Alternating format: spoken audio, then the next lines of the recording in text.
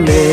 তুই পরের বাহু ডোরে আমার ভেতর যাচ্ছে পুরে তুই হিনা এই আমিটা তিলে তিলে যাচ্ছে মোরে আমার পুরুষে পুরুক বুক তুই কুরারে তোর সুখ তবু মরার আগেও আমি দেখবো না রে তোর মুখ আমার মৃত আত্মাটা তোরে ডাকবে একদিন খুব আমি দেখবো সেদিন তুই ওরে কেমনে রবি চুপ